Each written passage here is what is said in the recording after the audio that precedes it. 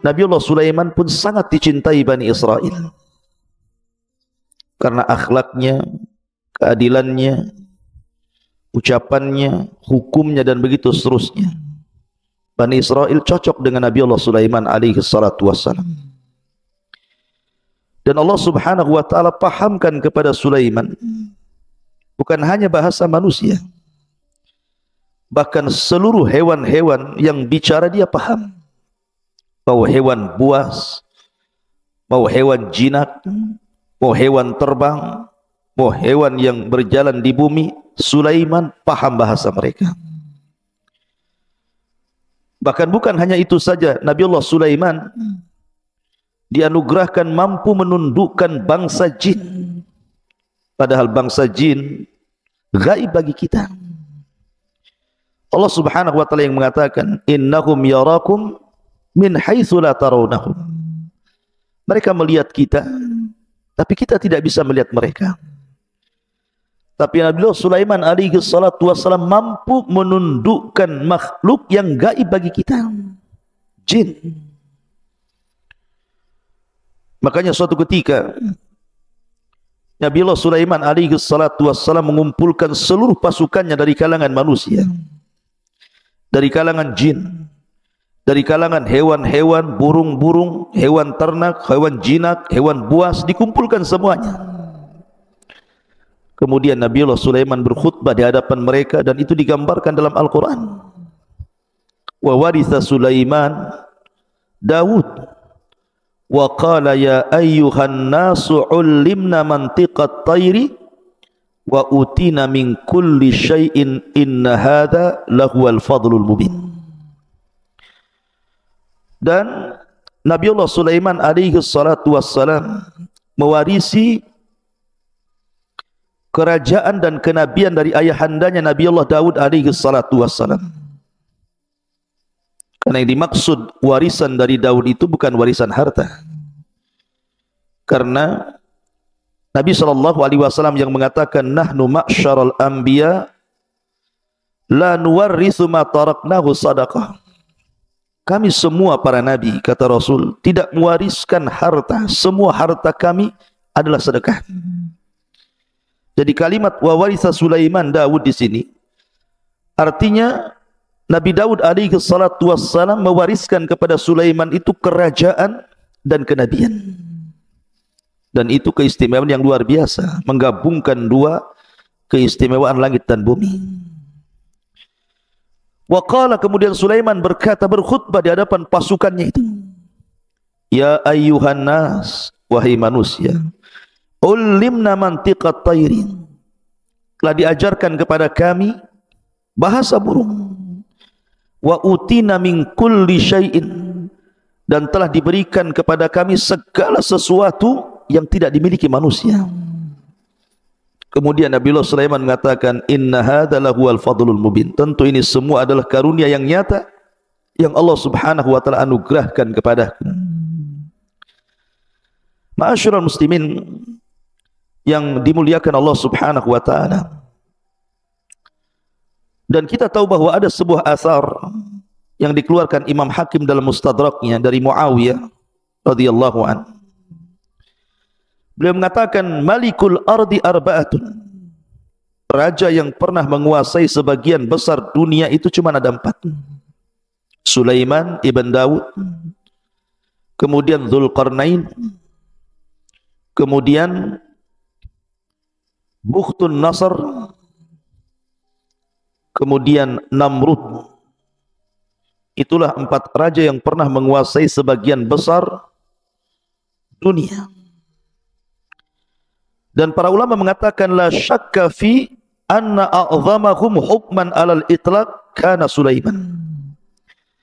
Dan dari 4 raja yang pernah menguasai sebagian besar dunia, yang paling besar kekuasaannya secara mutlak adalah Nabiullah Sulaiman alaihi salatu wassalam, dibandingkan Dzulqarnain ataupun Bukhtun Nasr ataupun Namrud di zaman Nabiullah Ibrahim alaihi salatu wassalam.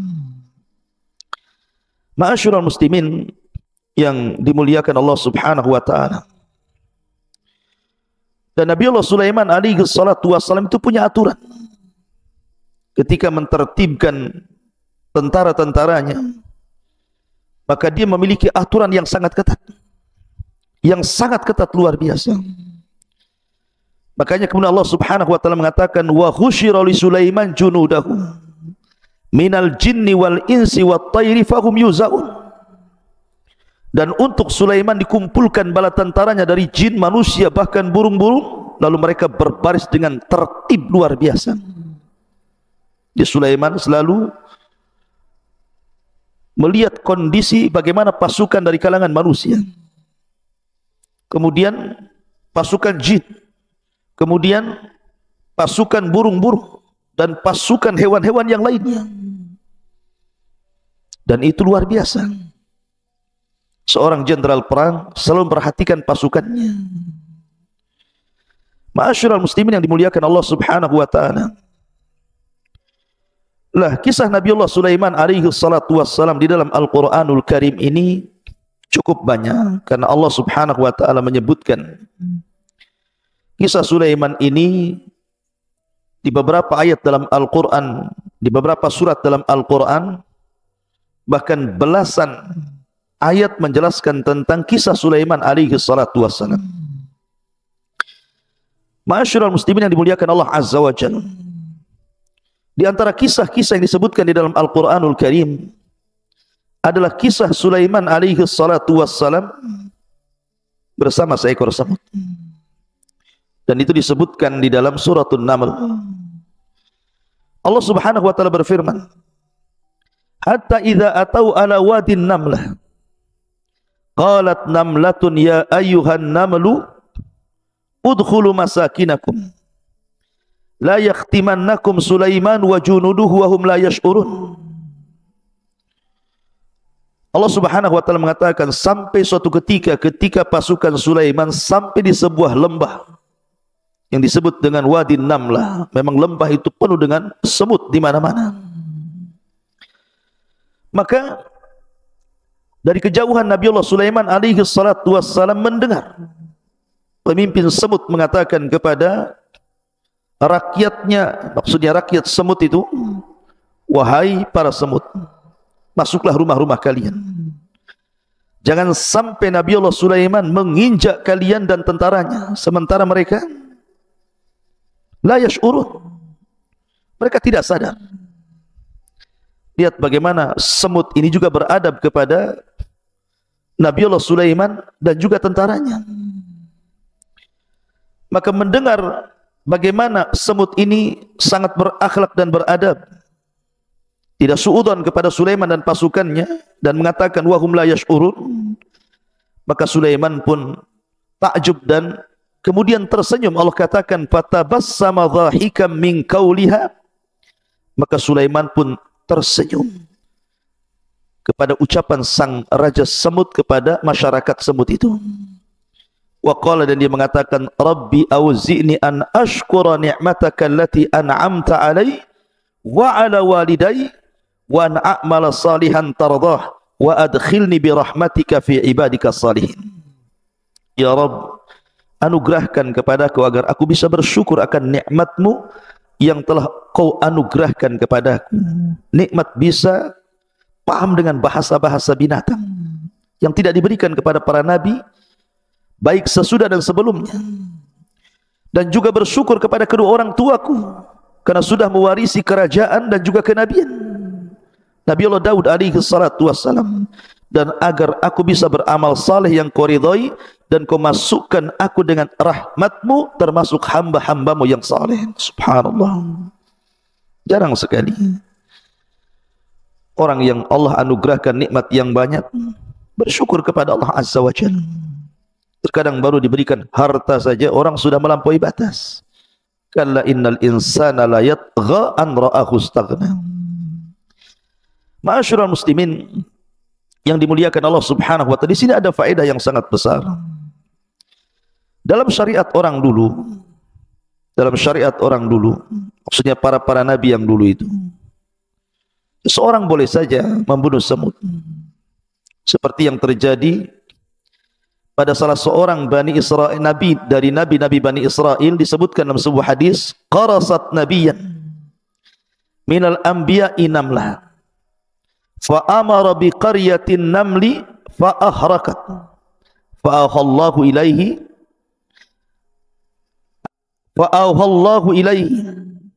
an qarasatka namlatun ahlakta ummatan minal umami tusabbih. Ada seorang nabi dari nabi-nabi Bani Israel digigit oleh seekor semut. Maka dia marah. Kemudian dia mengambil api dan hendak membakar satu penduduk semut dalam sarangnya. Maka Allah wahyukan kepada nabi tersebut dengan diturunkan malaikat, kemudian menegurnya. Kenapa engkau akan membakar satu kampung semut sementara yang menyakiti hanya satu semut saja? Kalau itu yang kau lakukan, kau salah. Cukup bunuh yang menyakitimu. Dari sini kata para ulama, dalam syariat dulu membunuh semut itu boleh, tetapi yang menyakiti saja. Maksudnya membunuh dengan cara membakarnya. Tetapi dalam syariat kita, syariat Islam, tidak boleh kita ini membakar semut dengan api, karena Rasul mengatakan la yu'adzibu bin nar illa rabbun nar. Tidak boleh mengadab dengan api kecuali Rabb pemilik api, Allah Subhanahu wa taala. Ma'asyiral muslimin yang dimuliakan Allah Subhanahu wa taala. Jadi kisah ini disebutkan dalam Al-Quran. Bagaimana Nabiullah Sulaiman alaihi salatu wassalam paham dengan bahasa semut. Di sana ada kisah-kisah lain tentang kisah Nabiullah Sulaiman alaihi salatu wassalam dengan semut. Tetapi kisah ini tentu sebagiannya adalah cerita-cerita Israiliyat. Cerita-cerita yang tidak tercantumkan dalam kitab-kitab induk Islam. Tapi Nabi SAW mengatakan dalam sebuah hadis, Nabi SAW, hadithu am bani Israel wala haraj. Tidak mengapa ceritakan tentang kisah Israiliyat selama tidak bertentangan dengan Al-Quran dan Sunnah. Tapi kalau bertentangan dengan Al-Quran dan Sunnah, tidak perlu diceritakan. Maka sebagai pengetahuan saja, kita akan ceritakan beberapa kisah tentang kisah Nabiullah Sulaiman dengan semut dalam beberapa kisah. Pertama, suatu ketika Nabiullah Sulaiman alaihi salatu wassalam duduk jalisan ala syatil bahri, duduk di tepi sungai. Tiba-tiba dia melihat semut membawa habbah qamhin. Semut ini membawa satu butir gandum. Tiba-tiba kemudian mengarah ke sungai tadi. Rupanya dalam sungai itu ada kodok.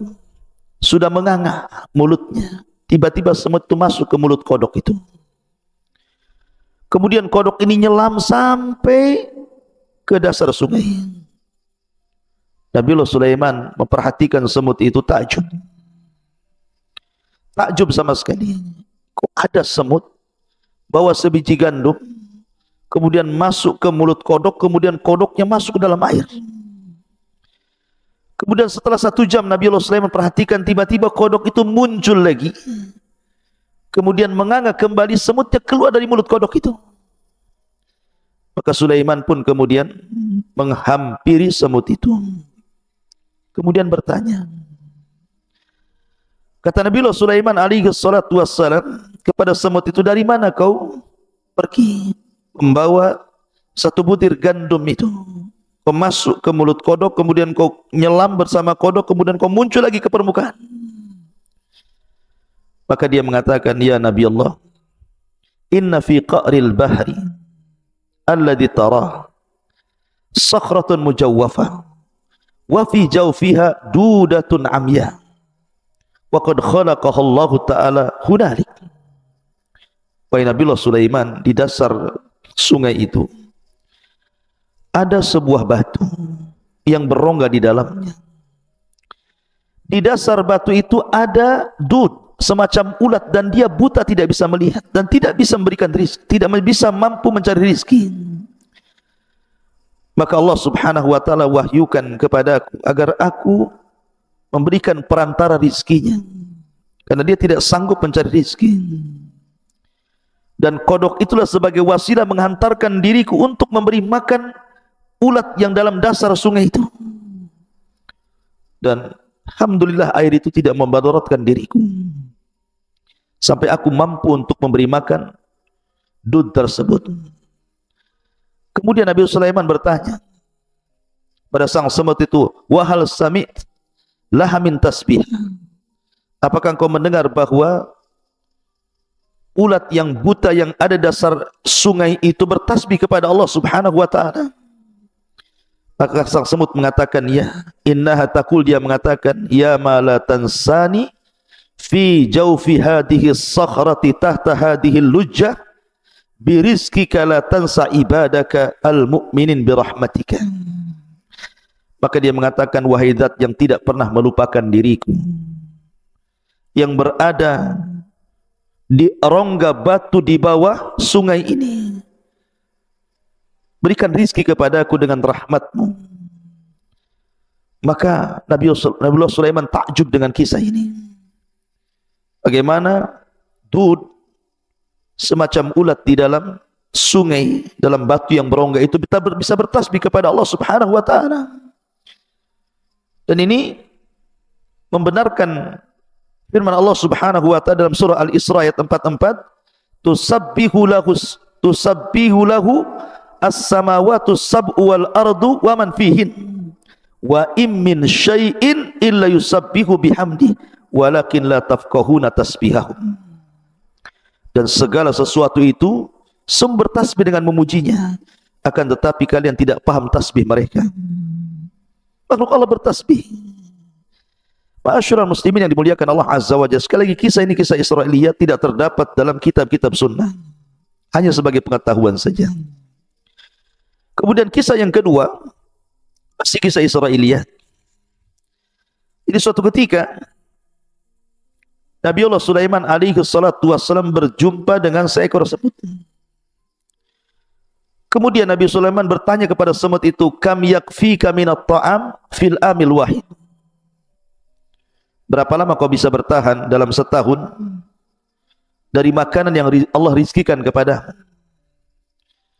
Maka kemudian sang semut mengatakan, yakfini thalatha habbatin min qamhin aw syair, kalau bagiku, kata semut ini, mencukupkan 3 butir gandum, itu sudah cukup untuk kumakan dalam setahun. Faqama Sulaiman alaihi salatu wassalam wa akhadha hadhihi an-namlah thumma wada'aha fi ulbatin wa wada'a ma'aha thalatha habbat minal qamhi. Maka Sulaiman pun kemudian berdiri mencari botol. Kemudian dilubangi botol itu untuk supaya hawa masuk. Diambilnya semut itu, dimasukkan ke dalam botol. Kemudian diambilnya 3 butir gandum, dimasukkan ke dalamnya. Kemudian ditinggalkan begitu saja. Kemudian setelah 1 tahun sempurna, Nabiullah Sulaiman kembali untuk melihat semut yang ada dalam botol itu. Kemudian dilihatnya semut itu masih hidup. Dan dilihatnya tidak habis. 3 butir tidak habis dalam setahun, rupanya cuma 1 butir setengah dihabiskan. Yang 1 butir setengahnya lagi tidak habis dimakan. Maka kemudian Nabiullah Sulaiman mengatakan kepada sang semut, anti takulina thalatha habbat fil amil wahid, falimada akalti habbatan wa nisf. Dulu 1 tahun yang silam kau katakan dalam 1 tahun ini cukup bagimu 3 butir gandum, tapi kenapa kau sisakan 1 butir setengah dan kau makan 1 butir setengah yang lainnya? Lihat bagaimana semut mengajarkan tawakal kepada kita. Faqalat, maka semut ini mengatakan, ya Nabi Allah, lama kuntu harratun taliqatun kuntu a'lam anna rizki ala Allahi fala yansani, wa amma lamma kana rizki alayka anta khashita anta wa amma lamma kana rizki alayka fa ana khashitu an tansani. Maka sang semut mengatakan, wahai Nabi Allah, ketika aku tidak berada dalam botol itu, aku bebas kemana-mana. Maka aku tahu rizkiku ada pada tangan Allah Azza wa Jalla, dan Allah tidak mungkin melupakan diriku. Ya, karena Allah mengatakan, wa ma min dabatin fil ardi illa Allah rizquha. Tidak ada binatang yang melata di permukaan bumi ini kecuali ada rizkinya masing-masing dari Allah Subhanahu wa ta'ala. Akan tetapi ketika kau masukkan aku ke dalam botol, maka aku tahu rizkiku ditanggung dirimu. Karena aku tidak bebas mencari rizki kemana-mana, aku tidak bisa keluar dari botol ini. Makanya aku hanya memakan 1,5 butir dan membiarkan 1,5 butir yang lainnya, karena takut engkau tidak datang dan kau lupa kepadaku. Subhanallah. Ya, pelajaran yang luar biasa. Semut mengajarkan tauhid, mengajarkan tawakal kepada kita. Ma'asyiral muslimin yang dimuliakan Allah Azza wa Jalla. Kemudian juga kisah yang lainnya. Ketika Nabi Allah Sulaiman alaihi salatu wassalam ditimpa kaumnya dengan paceklik yang berkepanjangan. Tanah sudah retak, kering, kelontang, tidak ada hujan. Maka Nabi Allah Sulaiman mengajak pasukannya untuk istisqa, meminta hujan kepada Allah Azza wa Jalla. Berangkatlah mereka ke tanah lapang. Dan Sulaiman bergerak duluan. Rupanya Nabi Allah Sulaiman melihat banyak semut yang terlentang mengarah ke langit, seolah-olah berdoa meminta hujan. Maka Nabi Allah Sulaiman alaihi salatu wasallam mengatakan kepada pasukannya, irji'u ila buyutikum qad kufikum bidu'ain namlah. Kembali ke rumah-rumah kalian. Kita tidak perlu meminta hujan lagi, karena sudah mencukupkan permintaan semut-semut itu. Sebentar lagi akan turun hujan. Ma'asyiral muslimin yang dimuliakan Allah Subhanahu wa ta'ala, itulah kisah Nabi Allah Sulaiman bersama semut-semut itu. Kemudian kisah berikutnya, Nabi Allah Sulaiman alaihi salatu wassalam bersama hudhud, burung hudhud. Allah Subhanahu wa ta'ala berfirman dalam suratul Naml,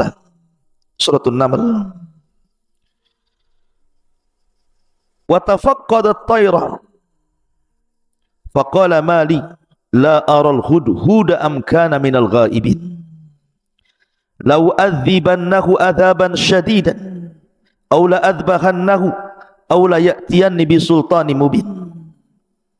Kebiasaan Nabi Allah Sulaiman, sekali lagi dari awal saya katakan, adalah orang yang paling teratur di dalam mengatur tentara-tentaranya, baik tentara manusia, tentara jin, tentara hewan-hewan, termasuk burung-burung. Sudah ada barisan-barisan tertentu. Jadi suatu ketika Nabi Allah Sulaiman alaihi salatu wasallam bergerak untuk berjihad, ketika itu Nabi Allah Sulaiman dan pasukannya kehabisan air. Maka yang biasa mencari air adalah hudhud. Makanya sebagian ulama ataupun mufassirin mengatakan bahwa hudhud ini seorang muhandis, seorang insinyur. Jadi tugasnya terbang ke langit, kemudian dari langit dia akan melihat ada air atau tidak. Kalau ada air, maka kemudian diberitahu kepada Nabi Allah Sulaiman, maka Nabi Allah Sulaiman akan memerintahkan jin untuk melobangi dan mengorek tempat itu, kemudian keluar sumber air. Lah, ketika itu burung hudhud tidak ada. Ketika hendak ditugaskan, tidak hadir pula dia. Makanya kemudian Nabi Allah Sulaiman alaihi salatu wassalam marah dan mengatakan, ma liyala aral hudhud. Kemana hudhud? Aku tidak melihat. Am kana minal ghaibin, ataukah dia sengaja tidak hadir dalam barisan ini? Kata Sulaiman, la u'adzibannahu adzaban syadida. Awas saja kalau dia sampai tidak datang dan tidak hadir dalam barisan itu, aku akan azab dia dengan azab yang sangat pedih. Aula adzbahanna, atau aku akan potong dia, akan sembelih dia. Aula ya'tiyanni bi sultanin mubin, atau mungkin ada alasan lain. Lihat bagaimana Nabi Allah Sulaiman alaihi salatu wassalam bukan raja diktator. Dia memberikan beberapa pilihan. Kalau seandainya dia punya bukti, maka akan dimaafkan. Punya uzur, akan dimaafkan. Tapi kalau tidak, lihat, pantas disembelih atau hanya disiksa saja. Dan ini menjadikan pasukan Nabi Allah Sulaiman itu betul-betul tertib, karena ada aturan di situ. Tiba-tiba famakatha ghaira ba'idin, tiba-tiba hudhud sudah datang saja. Kemudian hudhud mengatakan, ahattu bima lam tuhit bihi wa ji'tuka min saba'in binaba'il yakin. Dia mengatakan, ya Nabi Allah Sulaiman, aku mengetahui pengetahuan yang kau tidak ketahui, dan aku baru saja datang dari sebuah negeri Saba dengan berita yang sangat meyakinkan. Bayangkan, negeri Saba itu di mana? Di Yaman. Sementara Nabi Allah Sulaiman dan pasukannya ada di Palestina. Menunjukkan bahwa Allah anugerahkan kepada Hudhud ini mampu terbang dengan cepat. Tentu Hudhud di zaman Sulaiman berbeda dengan Hudhud di zaman sekarang. Mampu dia terbang ke dari Palestina ke Yaman, balik lagi ke Palestina. Kemudian dia bercerita apa yang ia lihat dari kerajaan itu. Inni wajadtu imra'atan tamlikuhum wa utiyat min kulli syai'in walaha arsun azim. Wahai Nabi Sulaiman, aku mendapati raja negeri Saba ini bukan laki-laki tapi perempuan, dan diberikan segala sesuatu, dan dia memiliki singgasana yang sangat besar. Akan tetapi wajadtuha wa qaumaha yasjuduna lisyamsi min dunillah. Tapi sayang, aku melihat kaumnya, mereka tidak menyembah Allah, mereka menyembah matahari. Wa zayyana lahumus syaitan a'malahum, dan syaitan telah menghiasi amal-amal mereka. Fasaddahum anis sabil fahum la yahtadun, sehingga terputus dari jalan Allah dan mereka tidak dapat hidayah. Ma'asyiral muslimin yang dimuliakan Allah Subhanahu wa taala. Akhirnya Nabi Sulaiman pun diceritakan tentang apa yang dilihat Hudhud terhadap raja atau Malikus Saba, Raja Balqis yang menguasai kerajaan Saba. Tetapi Nabiullah Sulaiman alaihi salatu wassalam tidak langsung membenarkan kabar itu. Maka dia mengatakan, qala sanangdur asadaqta am kunta minal kadhibin. Tunggu dulu, kabar kamu ini benar atau salah? Lihat bagaimana Sulaiman hendak tabayun. Wah, ini membawa berita benar atau berita dusta? Kemudian Allah Subhanahu wa taala mengatakan, idhhab bi kitabi hadza fa'alqihi ilaihim thumma tawalli anhum fa'ndur ma'adha yarji'un. Sudah gini saja, bawa suratku kepada negeri Saba itu, kau hantarkan suratku kepada mereka, kemudian kau lihat-lihat kira-kira apa balasannya. Akhirnya kemudian setelah kemudian Nabiullah Sulaiman alaihi salatu wassalam menulis surat kemudian memberikan kepada Hudhud. Kemudian di antara isi surat itu, innahu min Sulaiman wa innahu bismillahirrahmanirrahim. Surat ini dari Sulaiman dengan menyebut nama Allah yang Maha Penyayang lagi Maha Pengasih. Alla ta'lu alayya wa'tuni muslimin. Jangan sampai kalian sombong kepadaku dan datanglah kepadaku dalam kondisi menyerahkan diri. Maka burung Hudhud ini pun membawa surat itu, akhirnya kemudian dijatuhkan di kerajaan Saba. Ma'asyiral muslimin yang dimuliakan Allah Azza wa Jalla, ketika surat itu sampai di kerajaan Saba dan diterima oleh ratunya, Ratu Balqis, maka Ratu Balqis membaca surat itu. Kemudian dia pun mengumpulkan para pembesarnya. Qalat ya ayyuhal mala'u aftuni fi amri ma kuntu qati'atan amran hatta tashhadun. Wahai para pembesar, berilah aku pertimbangan dalam perkaraku ini. Aku tidak pernah memutuskan sebuah perkara sebelum kalian hadir dalam majlisku. Kemudian datanglah para pembesar kerajaan Saba ini, dipimpin rapat Ratu Balqis secara langsung. Kemudian dibacakan surat daripada Nabiullah Sulaiman alaihi salatu wassalam. Tapi apa yang terjadi? Qalu, mereka mengatakan, nahnu ulu quwwatin wa ulu ba'shin syadid wal amru ilaiki fangduri madza ta'murin. Kita ini memiliki kekuatan besar, keberanian yang luar biasa untuk berperang. Kalau mereka, maksudnya Nabiullah Sulaiman, hendak perang, kita perang. Kita tunjukkan kekuatan kita kepada dia. Akan tetapi keputusan berada di tanganmu wahai sang ratu, maka pertimbangkanlah apa yang akan kau perintahkan. Jadi para pembesar itu maunya kekuatan dilawan kekuatan. Tetapi Ratu Balqis ini berakal. Qalat, dia mengatakan, innal muluk idza dakhalu qaryatan afsaduha wa ja'alu a'izzata ahliha adillah wa kadzalika yaf'alun. Sesungguhnya raja-raja apabila menaklukkan sebuah negeri perang, barang tentu mereka akan membinasakan dan menjadikan penduduk yang mulia menjadi hina.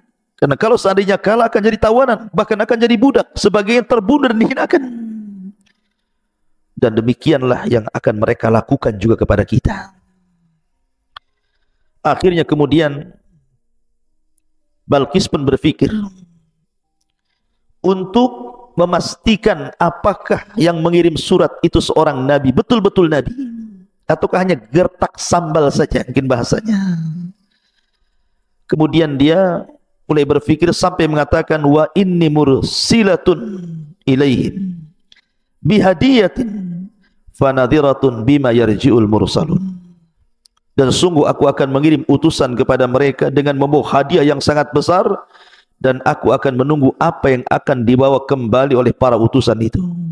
Sudah gini saja, kita coba berikan hadiah kepada dia. Kalau dia menerima hadiah itu berarti sama saja dengan raja-raja yang lainnya. Tapi kalau dia menolak hadiah itu, ini bukan raja biasa, dia tidak menghendaki itu. Kemudian diutuslah beberapa orang pasukan dari Sabah menuju Palestina membawa hadiah yang sangat besar untuk diberikan kepada Nabiullah Sulaiman alaihi salatu wassalam. Falamma jaa Sulaiman qala atumiddunani bimalin fama atanillahu khairun mimma atakum bal antum bihadiyatikum tafrahun. Maka ketika para utusan itu menyampaikan kepada Nabiullah Sulaiman, Sulaiman berkata, apakah kamu akan memberikan harta kepadaku? Apa yang Allah berikan kepadaku jauh lebih baik dibandingkan apa yang Allah berikan kepada kalian. Tetapi kamu merasa bangga dengan hadiahmu. Kembalikan hadiah ini kepada ratumu. Kemudian Sulaiman mengancam dan mengatakan, irji ilaihim falana'tiyannahum bijunudin la qibala lahum biha walanukhrijannakum minha adillatan wa hum saghirun. Kembalilah kalian kepada mereka, balik kalian ke kerajaan kalian. Sungguh kami pasti akan datang kepada kalian dengan bala tentara yang mereka tidak mampu melawannya, dan kami akan usir mereka dari negara itu secara terhina, dan mereka akan menjadi tawanan yang sangat hina. Diancam. Ya. Ma'asyiral muslimin yang dimuliakan Allah Subhanahu wa taala, kemudian Nabiullah Sulaiman mulai membuktikan ancamannya. Dia kumpulkan semua pasukan-pasukan pilihannya. Kemudian Nabiullah Sulaiman berkhutbah di hadapan mereka. Qala ya ayyuhal mala'u ayyukum ya'tini bi arsyiha qabla an ya'tuni muslimin. Wahai para pembesar, siapakah di antara kamu yang sanggup membawa singgasana kepadaku sebelum mereka datang kepadaku menyerahkan diri? Maka pasukan khusus dari kalangan manusia, jin dan binatang, mereka pun menawarkan ide kepada Nabiullah Sulaiman. Qala ifritu minal jin ana atika bihi qabla an taquma min maqamik wa inni alaihi laqawiyyun amin. Ifrit dari kalangan jin mengatakan, akulah yang akan membawanya kepadamu sebelum engkau berdiri dari tempat dudukmu, maka sungguh aku adalah jin yang sangat kuat. Itu gampang, serahkan tugas itu kepadaku, kata jin Ifrit, biar aku yang memindahkan istana itu di hadapanmu sebelum kau berdiri. Subhanallah, itulah kekuatan jin. Kemudian yang lain juga bangkit dan mengatakan, qala alladhi indahu ilmun minal kitab ana atika bihi qabla an yartad ilaika tarfuk. Seseorang yang mempunyai ilmu dari kita berkata, aku akan membawamu singgasana Raja Balqis kepadamu sebelum matamu berkedip. Maka Nabiullah Sulaiman memilih yang tercepat. Sebelum dia berkedip, istana itu sudah harus ada di hadapannya.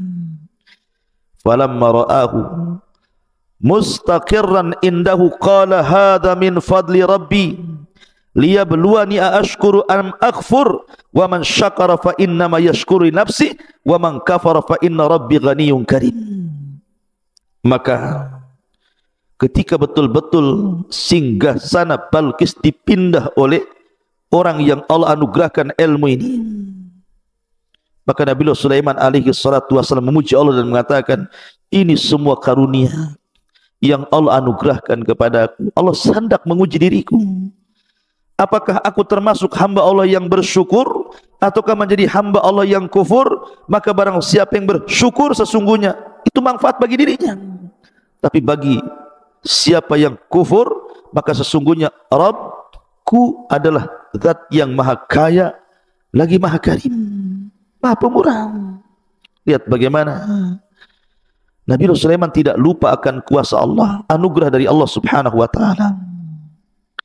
Ma'asyiral muslimin yang dimuliakan Allah azza wa jalla, maka akhirnya Sulaiman pun ketika melihat istana itu sudah ada di hadapannya, Nabi Sulaiman ingin merubah istana Ratu Balqis itu, supaya ketika Ratu Balqis datang, dia tidak mengenali istananya, dirubah sedikit. Maka disebutkan Sulaiman berkata, ubahlah untuknya singgasananya. Kita akan lihat apakah dia Ratu Balqis mengenali istananya kembali ataukah tidak mengenali lagi. Falamma ja'at qila ahakada arsyu qalat ka'annahu hu wa utinal ilma min qabliha wa kunna muslimin. Maka ketika dia Balqis datang, ditanyakan kepada dia, lihat istana yang kau masuk ini serupa enggak dengan istana? Karena sudah dirubah sedikit masalahnya. Maka Balqis mengatakan seolah-olah iya, kayaknya ini istanaku, tapi dia ragu-ragu. Dan dia Balqis pun berkata, kami telah diberikan pengetahuan sebelumnya dan kami adalah orang-orang yang berserah diri kepada Allah azza wa jalla. Subhanallah. Ma'asyiral muslimin yang dimuliakan Allah azza wa jalla, Ratu Balqis ini datang dengan pasukannya, ingin melihat apakah yang mengancam dirinya itu memang seorang nabi, seorang raja besar, memiliki pasukan dan istana yang luar biasa, ataukah hanya raja-raja biasa. Makanya dia datang dengan pasukannya. Jadi ketika dia masuk ke dalam istana Nabi Sulaiman alaihi salatu wassalam, di bawah istana itu ada sungai. Ketika dia masuk ke dalam istana itu, dia tidak sadar menyingkap pakaian sehingga nampak betisnya, disangka dia akan masuk ke dalam air di sungai itu. Dia tidak tahu bahwa sungai itu berada di bawah kaca. Kaca, kemudian di bawahnya sungai. Nampak ikan, nampak macam-macam di situ. Makanya ketika Nabi Sulaiman mengatakan kilalaha, dikatakan kepada Balqis, udkhuli, masuklah as-sarha, masuk ke dalam istana. Falamma ra'athu hasibathu lujjah wa kashafat an saqaiha qala innahu sarhun mumarradun min qawarir. Qalat rabbi inni zalamtu nafsi wa aslamtu ma'a Sulaiman lillahi rabbil alamin. Dikatakan kepada Ratu Balqis, masuklah ke dalam istana. Maka ketika dia Ratu Balqis melihat lantai istana itu, dikiranya kolam air yang besar dan disingkapkan penutup sehingga nampak betisnya. Kata Nabiullah Sulaiman, sesungguhnya ini hanyalah lantai istana yang dilapisi kaca saja. Kaget dia baru pertama melihat ada istana seindah, semegah, sebesar itu. Baru dia mengakui bahwa ini bukan raja biasa, bahwa dia seorang nabi. Makanya dia mengatakan, ya Tuhanku, sungguh aku telah berbuat zalim terhadap diriku, dan aku berserah diri bersama Sulaiman kepada Allah subhanahu wa ta'ala, Tuhan seluruh alam. Akhirnya Ratu Balqis beriman dan seluruh masyarakat Sabah beriman kepada Allah subhanahu wa ta'ala lewat perantara Nabiullah Sulaiman alaihi salatu wassalam. Subhanallah. Lihat bagaimana terkadang Allah subhanahu wa ta'ala menghantarkan hidayah kepada manusia itu disebabkan oleh seekor burung. Sebab itulah maka Islam melarang untuk membunuh burung hudhud. Karena sebab dia satu kerajaan beriman kepada Allah dan menyerahkan diri kepada Nabiullah Sulaiman alaihi salatu wassalam. Ma'asyiral muslimin yang dimuliakan Allah Subhanahu wa taala. Itu di antara kisah Nabiullah Sulaiman bersama hudhud. Ada kisah yang lain yang menarik dari Nabiullah Sulaiman alaihi salatu wassalam. Disebutkan dalam sebuah surat As-Sad ayat 30 sampai 35 beberapa kisah juga tentang Nabiullah Sulaiman alaihi salatu wassalam. Di antaranya kisah Nabiullah Sulaiman bersama kuda. Allah Subhanahu wa taala berfirman, "Wa wahabna li Daud Sulaiman ni'mal abdu innahu awwab. Id uridu alaihi bil asyi as-safinatul jiyad.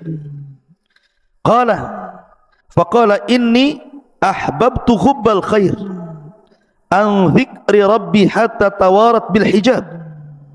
Rudduha alayya fatafiqa massan bis su'i wal anah." Allah Subhanahu wa taala berfirman, dan kepada Nabi Daud kami karuniakan anak bernama Sulaiman. Dia adalah sebaik-baik hamba, sungguh dia sangat taat kepada Allah Azza wa Jalla. Tentu seorang orang tua dianugerahkan anak yang saleh luar biasa bahagianya. Ingatlah ketika pada suatu sore dipertunjukkan kepada Sulaiman kuda-kuda yang jinak tetapi sangat cepat larinya. Maka dia berkata, sesungguhnya aku menyukai segala yang baik dari kuda itu, yang membuat aku ingat akan kebesaran Tuhanku sampai dia tidak sadar matahari mulai terbenam. Maka Sulaiman pun kemudian marah kepada kuda-kuda yang sudah melalaikan dia dari solat. Bawalah semua kuda-kuda itu kepadaku. Lalu dia mengusap-usap kaki dan leher kuda tersebut. Ada sebagian ahli tafsir mengatakan bahwa Nabiullah Sulaiman alaihi salatu wasallam dicintakan dengan kuda karena dia memang suka berjihad, berperang. Maka dia suka dengan kuda-kudanya Sulaiman itu banyak, ribuan. Ya. Karena itu bagian daripada pasukannya. Jadi suatu sore Nabi Sulaiman sedang membariskan kuda-kuda itu. Karena kesukaan dia kepada kuda yang baik gitu ya.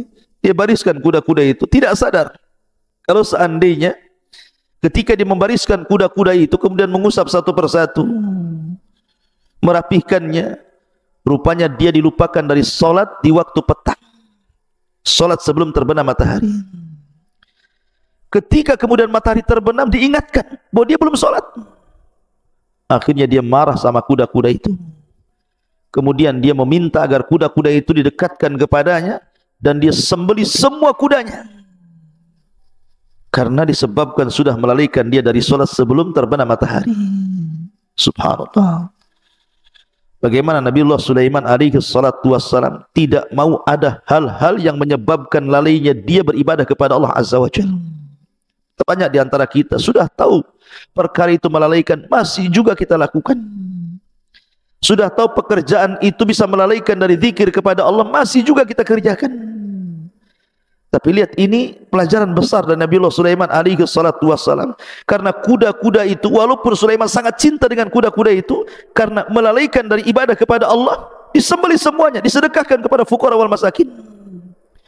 Dari sini akhirnya Allah Subhanahu wa taala gantikan kepada Sulaiman yang jauh lebih baik daripada kuda-kuda itu. Apa?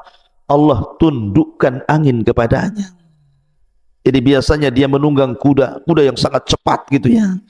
Akhirnya Allah ganti dengan menunggang angin sehingga dia bisa merintahkan angin itu kemana saja dia sukai. Makanya kemudian Nabi Sulaiman alaihi salatu wassalam setelah menyembelih kuda-kudanya dan dia tidak punya tunggangan lagi karena semua disembelih dan disedekahkan kepada fuqara wal masakin, sebagai gantinya Allah tundukkan angin sebagai kendaraannya. Dan anehnya setiap Nabiullah Sulaiman naik angin itu tidak membuat dia jatuh. Dia bisa terbang sesuka dia. Ma'asyiral muslimin yang dimuliakan Allah Subhanahu wa taala. Dan itu ada kaidah dalam Islam sebagaimana sabda Nabi sallallahu alaihi wasallam, "Man taraka syai'an lillahi awwadallahu khairan minhu." Barang siapa yang meninggalkan sesuatu karena Allah, maka Allah ganti sesuatu itu yang jauh lebih baik lagi. Subhanallah. Ma'asyiral muslimin yang dimuliakan Allah Subhanahu wa taala. Itulah kisah Nabi Allah Sulaiman bersama kuda. Tetapi sebagaimana manusia yang lain, Sulaiman juga terfitnah. Dia manusia sama dengan kita, tetapi Allah anugerahkan kepada dia kelebihan berupa kerajaan dan kenabian. Apa fitnahnya? Allah Subhanahu wa taala berfirman, "Walaqad fatanna Sulaiman wa alqaina ala kursiyyihi jasadan thumma anak." Dan sungguh kami telah menguji Sulaiman dan kami jadikan dia tergeletak di atas kursinya sebagai tubuh yang lemah karena sakit, kemudian dia pun bertobat kepada Allah Azza wa Jalla. Ada 3 penafsiran yang disebutkan para ulama. Pertama, bahwa dikisahkan Nabiullah Sulaiman alaihi salatu wasallam suatu ketika dia memiliki istri, tapi tanpa sepengetahuan istri yang satu ini, dia menyembunyikan kekufurannya. Tapi memang wanita cantik, Sulaiman suka dengan istri ini. Jadi kebiasaannya Nabiullah Sulaiman ini kalau masuk ke dalam kamar mandi hammam, maka dia mencopot cincinnya, kemudian disuruh memegangnya. Setelah keluar dari kamar mandi, kemudian diambil lagi cincinnya. Allah takdirkan, datang syaitan menyerupai Sulaiman, kemudian meminta cincin itu. Karena dia tidak tahu itu adalah jelmaan daripada jin, dikasihkan pula cincin itu kepada jin tadi. Padahal kekuasaan Nabiullah Sulaiman dalam menundukkan perkara-perkara itu ada di cincin itu. Akhirnya kemudian ketika dia memakai cincin itu, kemudian dia naik ke singgasana Sulaiman, kemudian dia berduduk. Dia memerintahkan masyarakat Sulaiman, jin ini itu, tetapi aneh karena tidak sebagaimana hukum yang selalu diperintahkan Nabi Sulaiman. Ini agak aneh, banyak diingkari oleh masyarakat Nabiullah Sulaiman alaihi salatu wassalam. Ya, karena itu bukan Nabiullah Sulaiman, itu jelmaan jin. Akhirnya Sulaiman pun dia datang dan mengatakan, "Saya Sulaiman, bukan dia." Tapi orang-orang jin-jin dan juga pasukan-pasukan dari kalangan binatang tidak percaya karena tidak memiliki cincin, dan cincinnya ada pada jin yang menyerupai Sulaiman itu. Dari situlah kemudian Nabiullah Sulaiman berusaha untuk mengambil kembali. Ada yang mengatakan selama 40 hari baru dia berhasil mengambil cincinnya kembali dan mengembalikan singgasananya. Ini satu penafsiran. Penafsiran yang kedua, dan tentu ini kisah Israiliyat ya. Penafsiran yang kedua bahwa Nabiullah Sulaiman alaihi salatu wassalam suatu ketika pernah bersumpah. Jadi dia itu kan memiliki banyak istri, 100 istri. Dia bersumpah dalam satu malam itu dia hendak menggauli 100 istrinya, dan dia bercita-cita dari 100 istrinya hamil dan semuanya terlahir sebagai para mujahidin fi sabilillah. Itu cita-citanya. Dia ingin menggauli dalam satu malam semua istrinya, kemudian hamil, kemudian melahirkan semua anak laki-laki, dan semua menjadi para mujahidin. Itu keinginannya. Tetapi Nabiullah Sulaiman dilupakan mengucapkan insyaallah.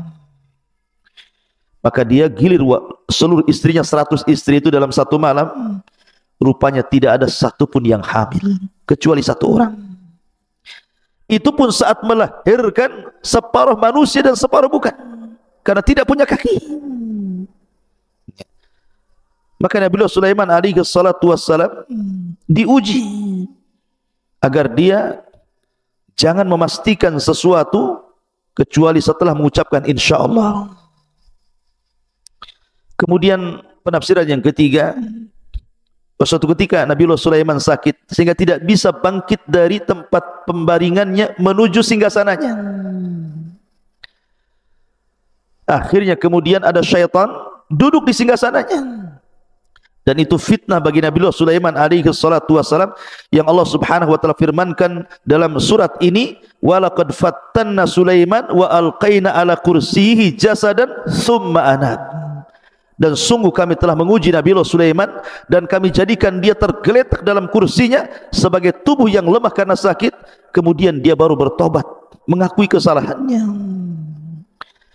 Ma'asyiral muslimin yang dimuliakan Allah subhanahu wa ta'ala. Kemudian juga Allah subhanahu wa ta'ala juga menceritakan doa Nabi Allah Sulaiman alaihi salatu wassalam setelah tragedi fitnah itu. Qala rabbighfirli wa habli mulkan la yanbaghi li ahadin min ba'di innaka antal wahhab.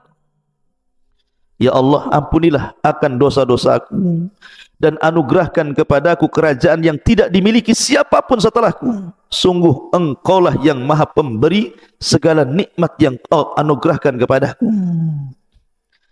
Dalam sebuah hadis dari Abi Hurairah radhiyallahu anhu, jadi suatu ketika ifrit dari kalangan jin pernah mengganggu Rasul dalam salat.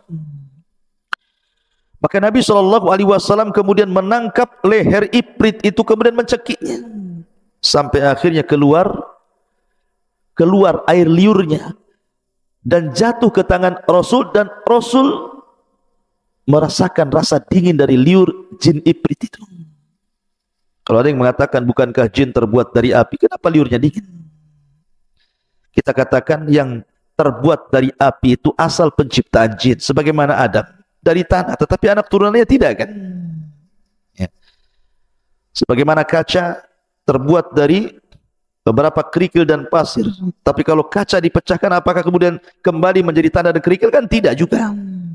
Itu asal penciptaannya. Kemudian Nabi SAW mengatakan, laqad hamamtu an arbitahu ala jambi sariyati min sawaril masjid.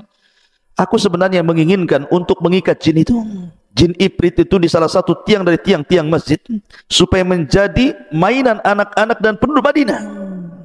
Akan tetapi tidak jadi lakukan Nabi SAW karena teringat dengan doa Nabi Allah Sulaiman, rabbighfirli wa habli mulkan la yanbaghi li ahadin min ba'di. Ya Tuhanku, ampunilah aku dan anugerahkan kepadaku kerajaan yang tidak dimiliki oleh siapapun sepeninggalku. Sungguh Engkaulah yang Maha Pemberi atas semuanya. Ma'asyiral muslimin yang dimuliakan Allah Subhanahu wa taala. Dan kita tahu bahwa ketika Nabiullah Sulaiman alaihi salatu wassalam berkuasa menjadi nabi dan rasul, dan setiap nabi tentu mendakwahkan dakwah tauhid. Walaqad ba'atsna fi kulli ummatin rasulan an ibudullaha wajtanibut taghut.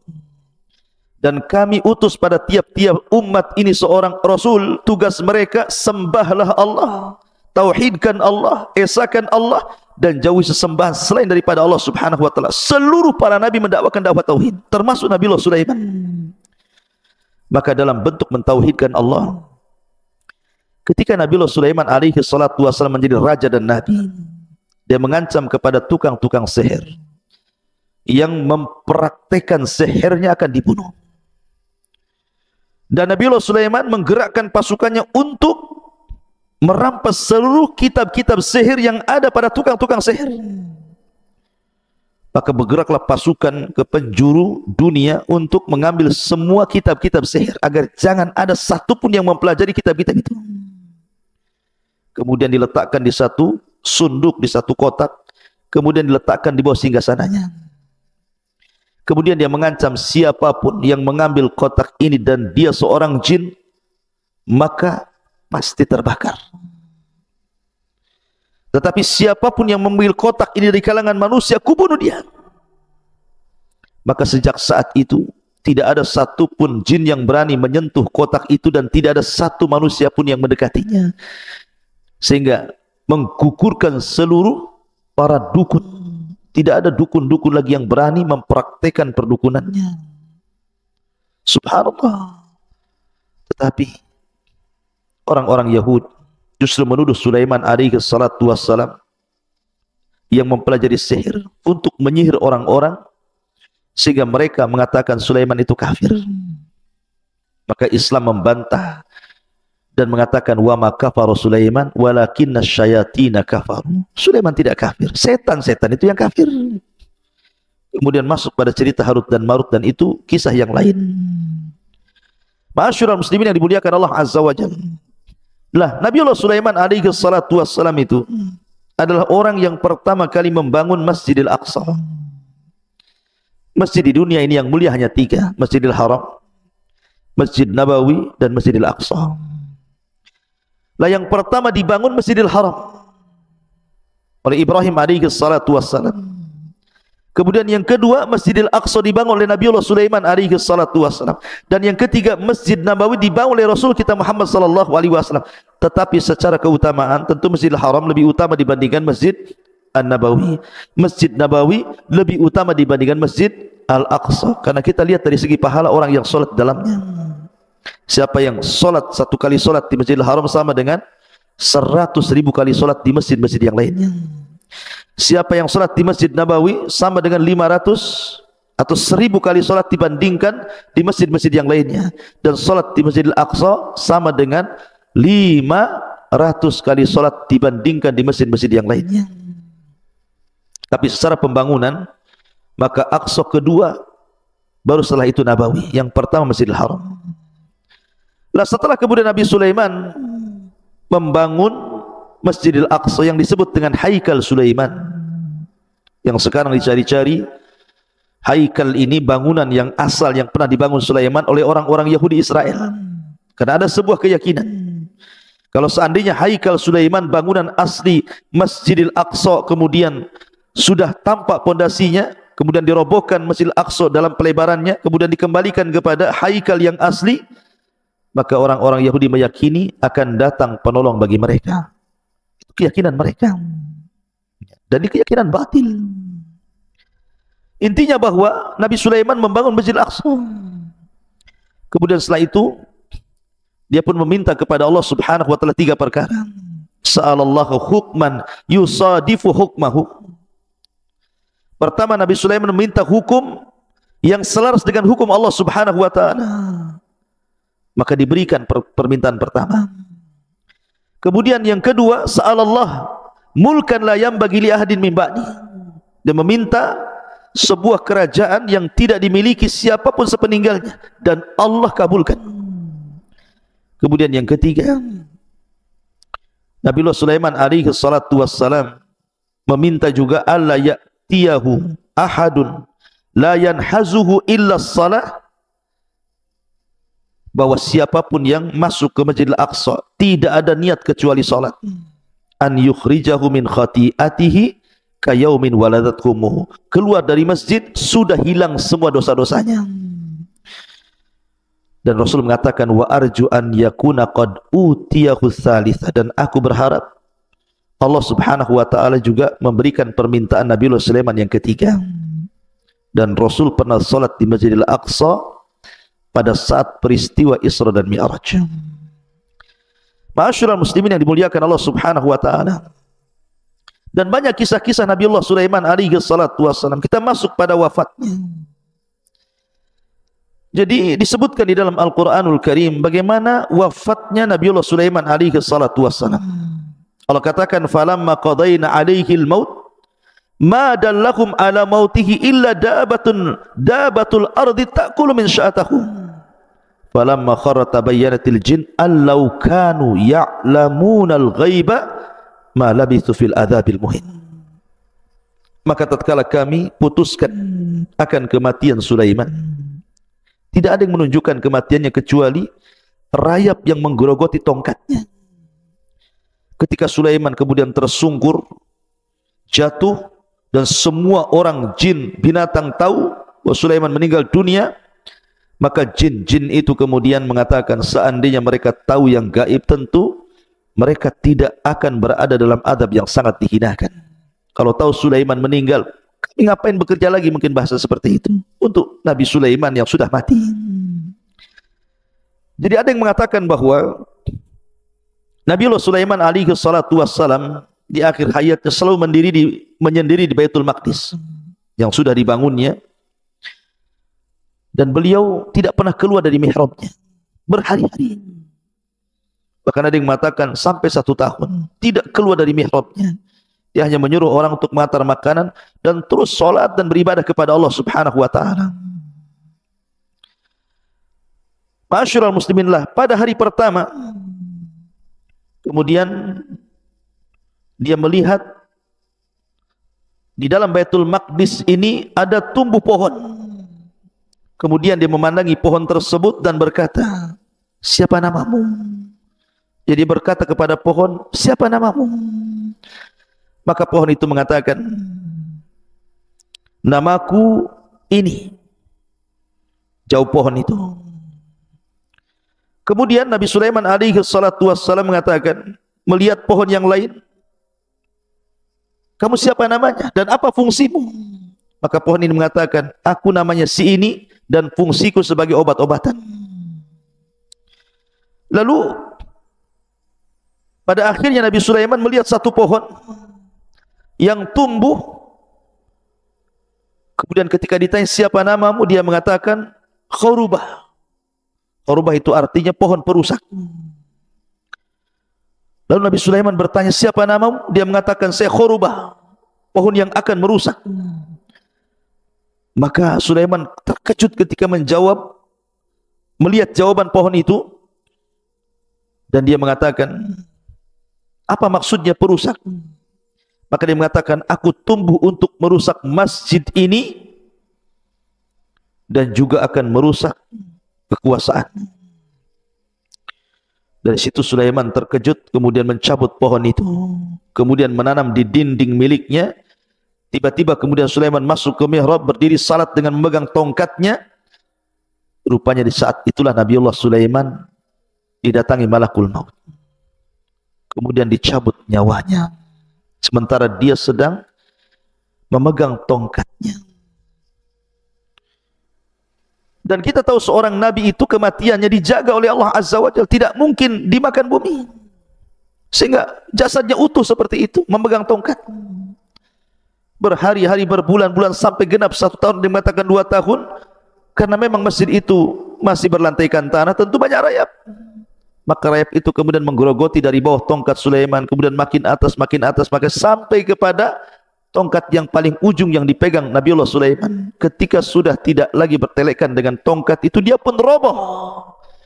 Maka manusia tahu, jin tahu, hewan-hewan tahu bahwa Nabiullah Sulaiman alaihi salatu wassalam sudah meninggal dunia. Falamma qadayna alaihi al-maut ma dallahum ala mautihi illa dabatul ardh ta'kulu min sa'atahu. Maka tatkala kami putuskan kematian kepada Nabiullah Sulaiman, tidak ada yang menunjukkan akan kematiannya kecuali rayap-rayap bumi yang memakan tongkatnya. Subhanallah. Dia meninggal saat sholat dicabut rohnya. Begitulah pelajaran. Jangan sampai kita meninggal kecuali atas ibadah kepada Allah Subhanahu wa ta'ala. Karena itu alamat dari husnul khatimah. Jangan sampai kita meninggal di tempat-tempat maksiat atau sedang bermaksiat kepada Allah Azza wa Jalla. Tetapi sekali lagi, riwayat ini tentu riwayat Israiliyat. Maka kita hanya memegang kepada zahir daripada ayat Al-Quran. Ma'asyiral muslimin yang dimuliakan Allah Subhanahu wa ta'ala, itulah kisah singkat dari Nabiullah Sulaiman alaihi salatu wassalam. Para pendengar dan juga pemirsa yang dimuliakan Allah Subhanahu wa ta'ala, kita tahu bahwa di dunia ini ada satu negara yang selalu dikait-kaitkan di dalam Al-Quranul Karim. Bahkan negara ini sangat erat kaitan dengan Islam. Baik Islam yang ada di Timur Tengah ataupun Islam yang ada di negeri kita, Indonesia ini. Negeri tersebut kita kenal dengan negeri Yaman. Kenapa saya akan bicara tentang negeri Yaman? Karena kisah tentang kerajaan Sabah ini ada di negeri Yaman. Sabah ada yang mengatakan dia adalah satu nama kabilah di negeri Yaman. Dan ada juga yang mengatakan diambil dari seorang yang bernama Sabah ibn Ya'rub. Ada juga yang mengatakan Saba itu diambil dari tawanan, karena dia orang yang pertama ditawan orang Arab. Dan juga banyak khilaf di antara para ulama yang disebutkan salah satunya Imam Ibnu Katsir rahimahullahu taala. Tetapi bagaimanapun al-ibrah bi umumil lafdi la bi khususis sabab. Bahwa ibrah pelajaran dalam Al-Quran itu bukan sebab turunnya, tetapi umumnya lafad, dan itu kita ambil ibrah dan pelajaran dari kisah runtuhnya negeri Sabah ini. Sebelum saya ceritakan kepada kaum Sabah ini ada erat kaitannya dengan kisah Nabiullah Sulaiman dan Ratu Balqis. Disebutkan di dalam Al-Quranul Karim, ketika Nabi Sulaiman alaihi salatu wassalam membariskan pasukannya, kemudian kehilangan satu pasukan burung hudhud.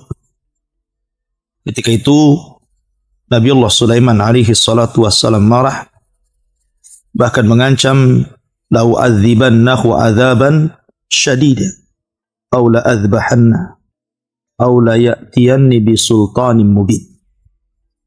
Kalau seandainya hudhud itu tidak segera datang, maka saya akan siksa dengan siksa yang sangat keras, atau saya sembelih, atau dia membawa bukti yang jelas tentang alasan ketidakhadirannya atau keterlambatannya. Maka selang sesaat tiba-tiba pasukan burung hudhud itu datang. Kemudian memberikan alasan dan mengatakan di hadapan Nabiullah Sulaiman alaihi salatu wassalam bahwa dia telah terbang ke sebuah tempat dan melihat ada satu kerajaan yang sangat megah dan mewah, tetapi dipimpin seorang wanita. Hudhud pun mengatakan, inni wajadtu imra'atan tamlikuhum wa utiyat min kulli syai'in walaha arsyun azim. Kata Hudhud, sesungguhnya aku mendapati seorang wanita yang menjadi raja pada negara tersebut, dan wanita itu diberikan segala sesuatu dan juga kerajaan yang sangat besar. Tetapi nikmat yang begitu besar terhadap wanita tersebut sayang. Mereka bukan para penyembah Allah subhanahu wa ta'ala. Karena Hudhud mensifati tentang kisah Balqis. Dia mengatakan, wajadtuha wa qaumaha ya'buduna lisyamsi min dunillah. Aku dapati mereka menyembah matahari dan bukan menyembah Allah subhanahu wa ta'ala. Wa zayyana lahumus syaitanu a'malahum fasaddahum anis sabil fahum la yahtadun. Dan syaitan telah menghiasi perbuatan-perbuatan mereka dan juga menghalang-halangi mereka dari jalan Allah subhanahu wa ta'ala, dan mereka tidak mendapatkan petunjuk kepada hidayah.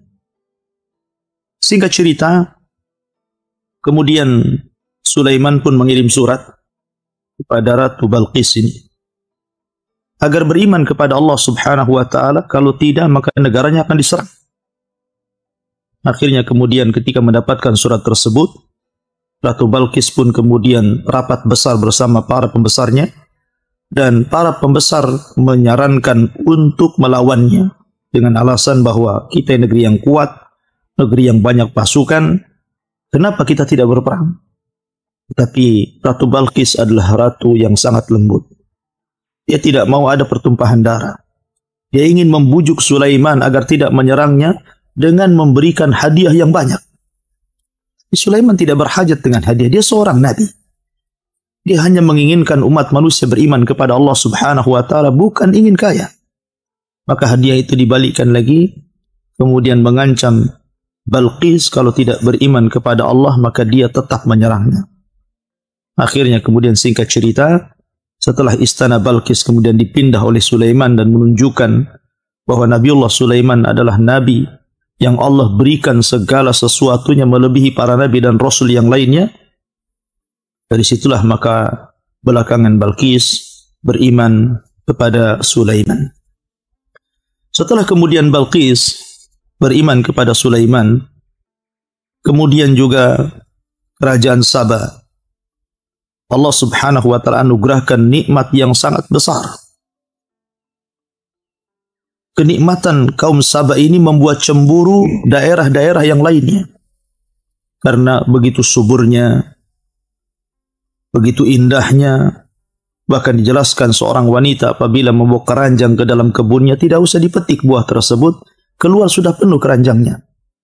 Saking suburnya. Bahkan air tidak pernah terputus, tidak kenal kemarau dan musim hujan. Dari situlah Allah Subhanahu wa taala berikan nikmat yang luar biasa kepada negeri Sabah sehingga dibicarakan oleh negeri-negeri yang lainnya tentang keindahannya. Dan itu nikmat yang sangat besar. Disitulah setelah kemudian masa berlalu, Ratu Balkis meninggal dunia. Kemudian juga disebutkan oleh sebagian athar diutus kepada mereka banyak para nabi. Ada yang mengatakan 12 nabi, ada yang mengatakan 17 nabi. Wallahu a'lam. Yang jelas bahwa diutus kepada mereka kaum Saba ini para nabi.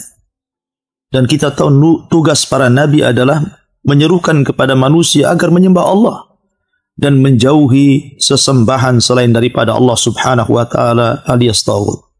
Allah mengatakan, "Walaqad ba'atsna fi kulli ummatin rasulan an i'budullaha wajtanibut taghut."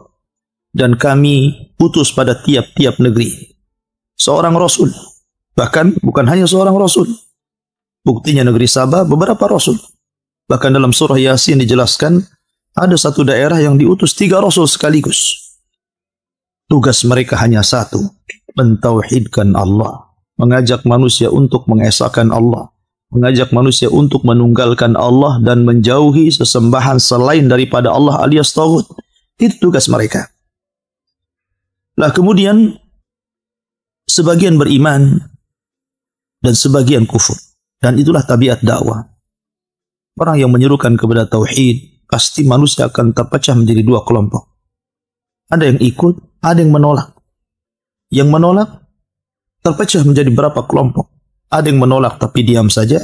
Tapi ada juga yang menolak dengan cara kemudian membantah. Bahkan kemudian melawan. Dan itulah tabiat dakwah.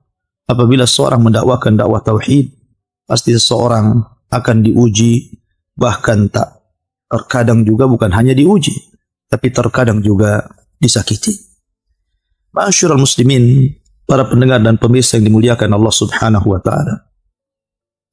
Negeri Sabah ini adalah negeri yang sangat indah. Yang sangat indah sekali.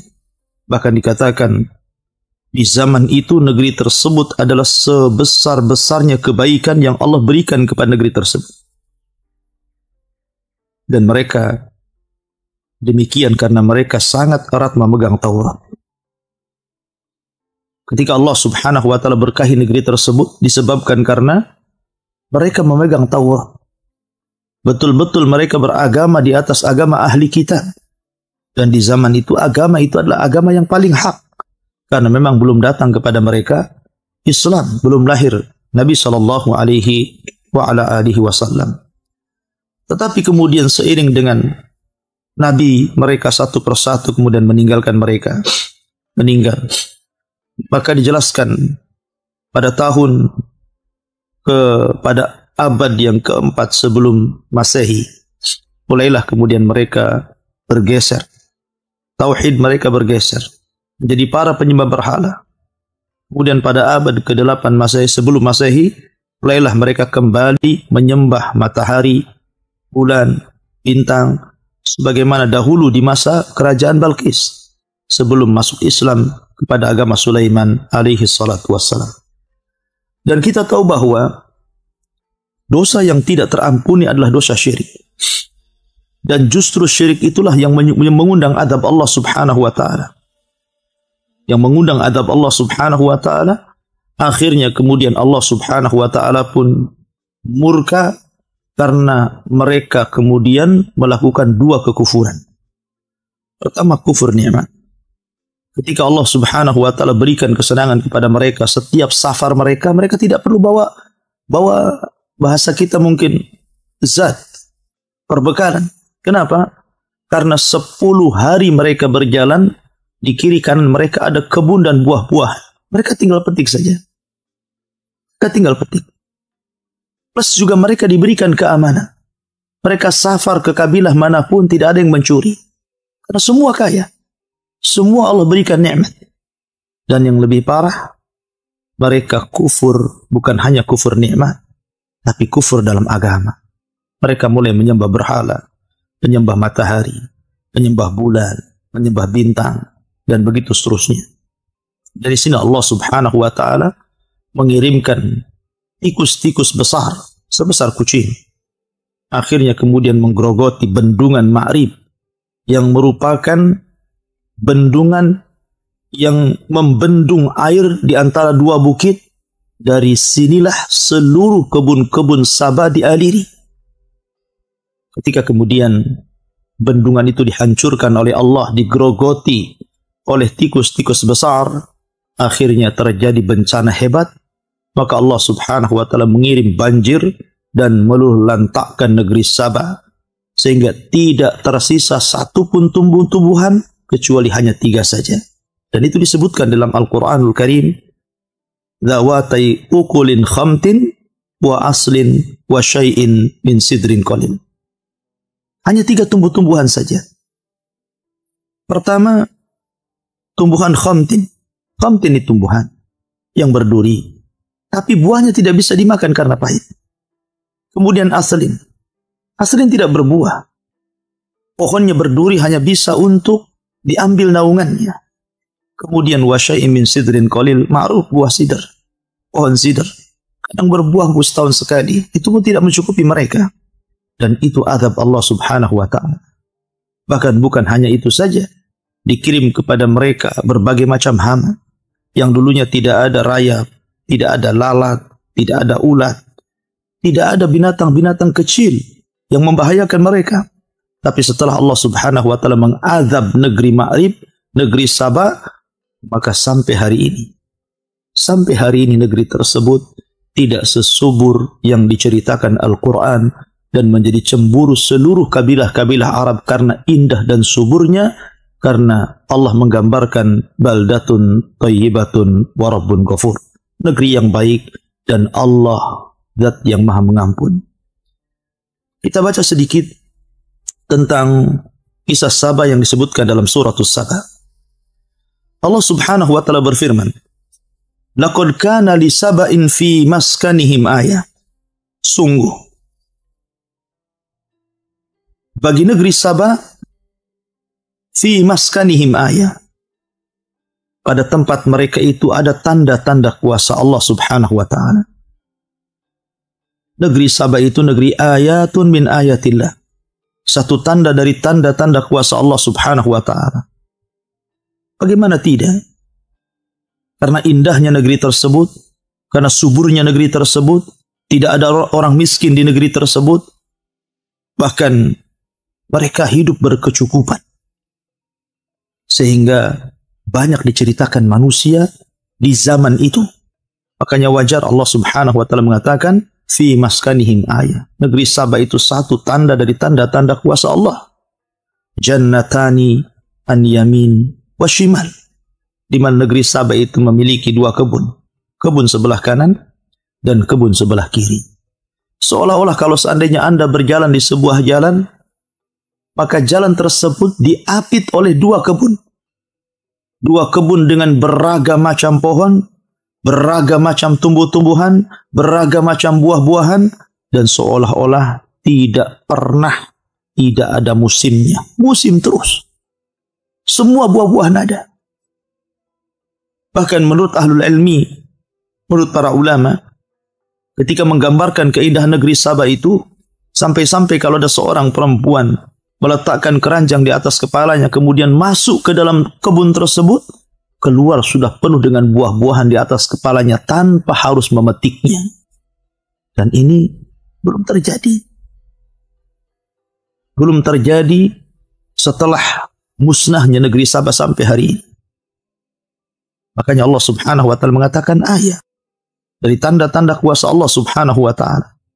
Dari situlah Allah Subhanahu wa ta'ala hanya meminta kepada mereka nikmat yang sangat besar ini, kulu min rizki rabbikum washkurulah. Makanlah kalian dari rizki Rabb kalian, kemudian bersyukurlah. Allah hanya minta ini saja. Makan dari rizki Allah subhanahu wa ta'ala dan bersyukurlah. Sebab hanya dengan itu Allah tambah nikmat kalian. Wa id ta'adzana rabbukum la in syakartum la azidannakum wa la in kafartum inna adzabi lasyadid. Kalau kalian terus melakukan syukur atas nikmat yang Allah berikan kepada kalian, la azidannakum, aku akan tambah nikmat kalian. Tapi kalau kalian kufur, maka adabku sangat pedih. Bagi Allah subhanahu wa ta'ala menghilangkan kekayaan itu tidak memerlukan waktu yang lama. Terkadang dalam hitungan detik sudah habis kekayaan itu. Allah bisa saja mengirimkan gempa, mengirimkan tsunami, mengirimkan angin puting beliung, mengirimkan kebakaran, dan begitu seterusnya. Allah maha kuasa, Allah maha memberi, dan Allah juga zat yang maha menahan. Allah subhanahu wa ta'ala hanya meminta kepada kita dari nikmat yang Allah berikan kepada kita itu, makan dari rizki Rabb kalian dan bersyukurlah.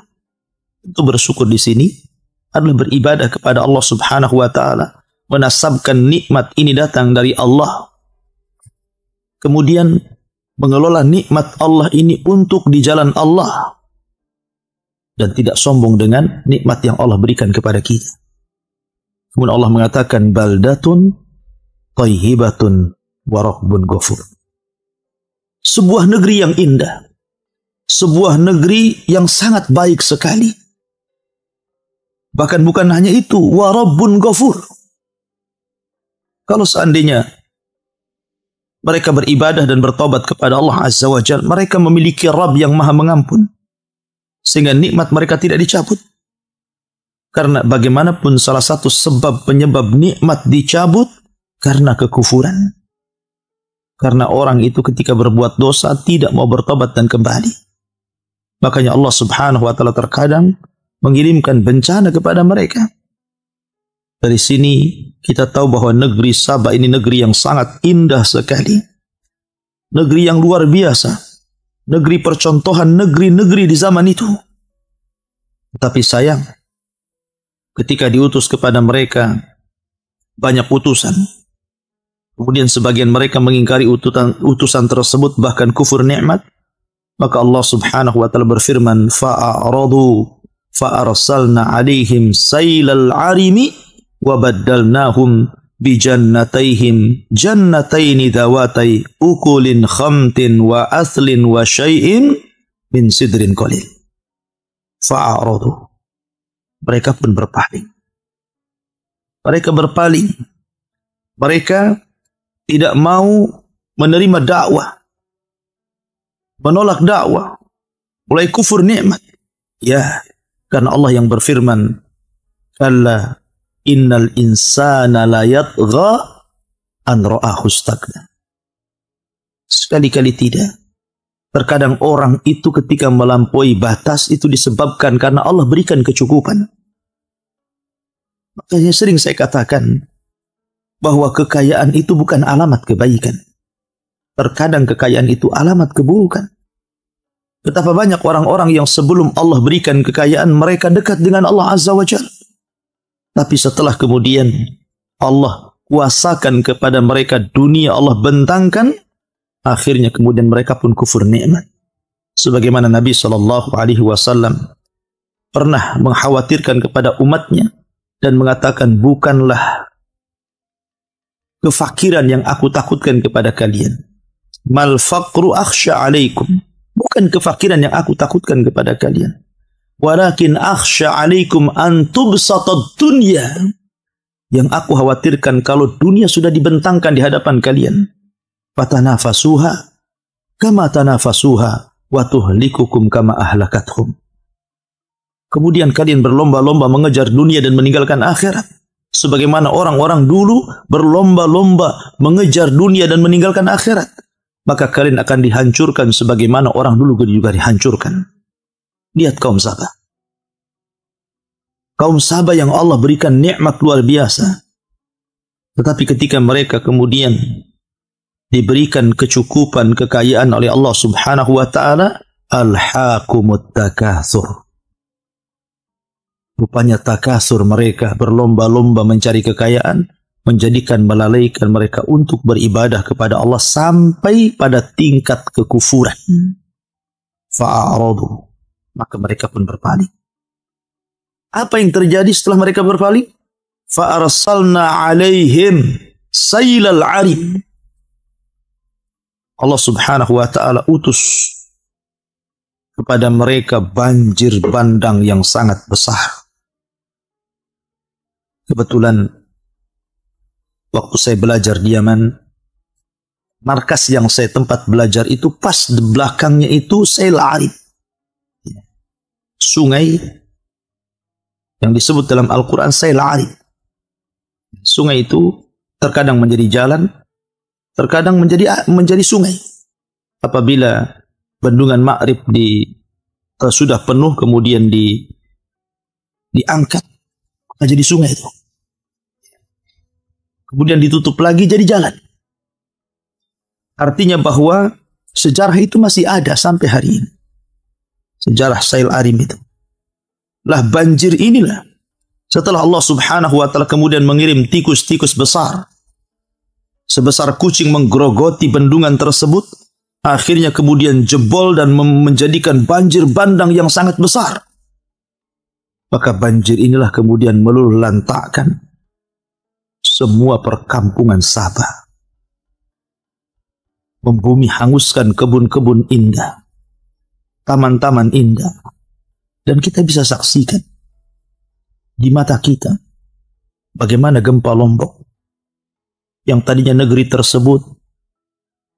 Lombok tersebut negeri yang sangat indah, tapi setelah dihempas oleh bencana, lihat kondisinya.